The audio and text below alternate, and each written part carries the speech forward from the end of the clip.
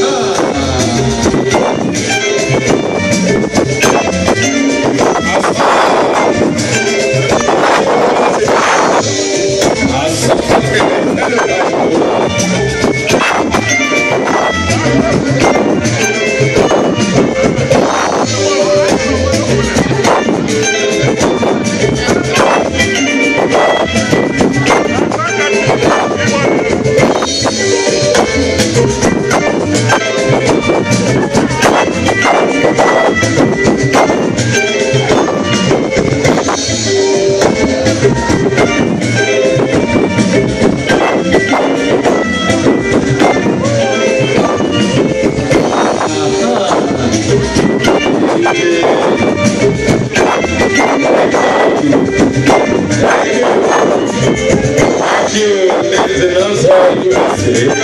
Thank you all the chiefs in the house. Thank you all the title holders in the house. We really appreciate you.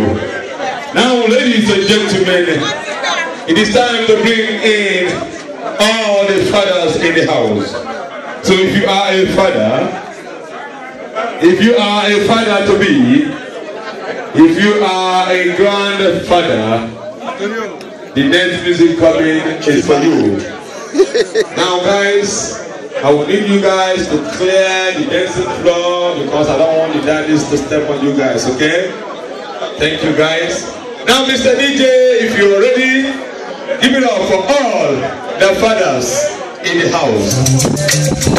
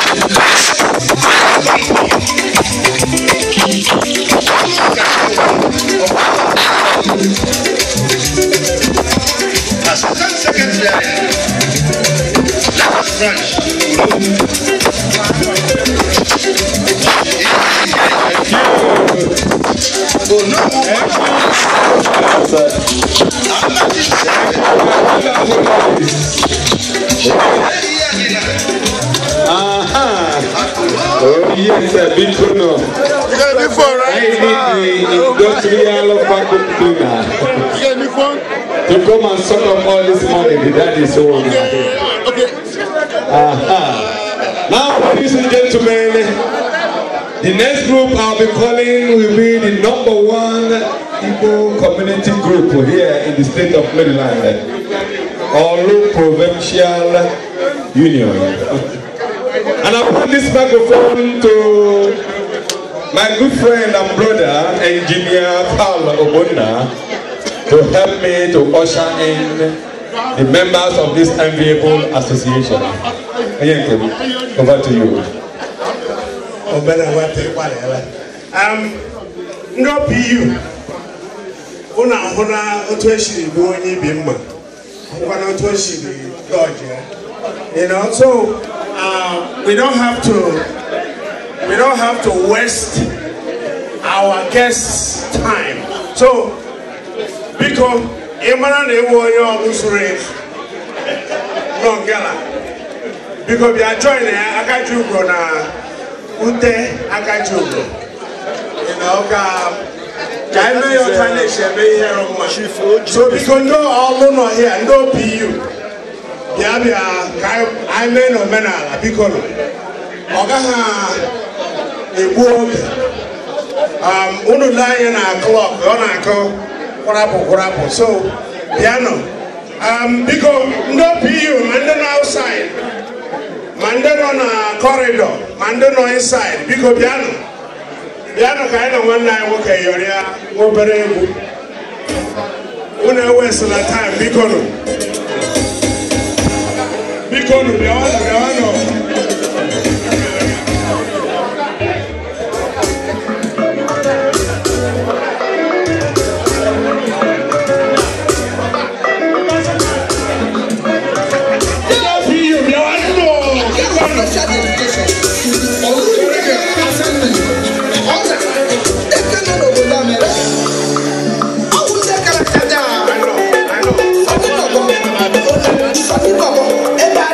Sawa.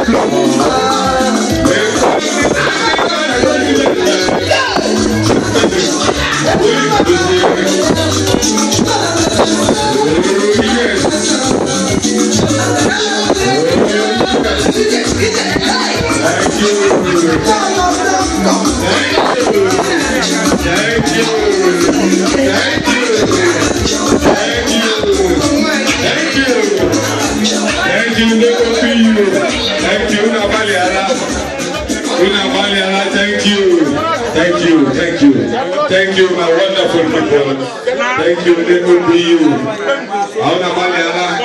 Oh yes, people, I need the man to train to buy my people, OPU. It is too much money. Oh yes. Oh my poor man at OPU. OPU is a rich man. Oh yes. Now my good people. Every day she will be aborigine. How she will the next music in Abiana is for you. But I'll call on my good friend and brother, Patron, Prince Ebo Kobia help perform on this segment of tonight event. And I come here because oh yes, I will make him. Is you want on it is well with you.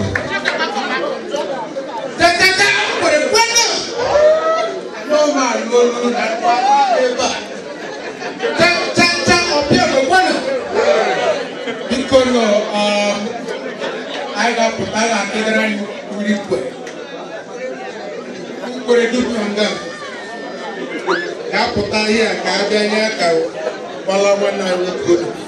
because MC, on behalf of whom we are here, because Igran you put up here. I will put up here, but I got a body, my working my wife, because I got a potanga. Although below.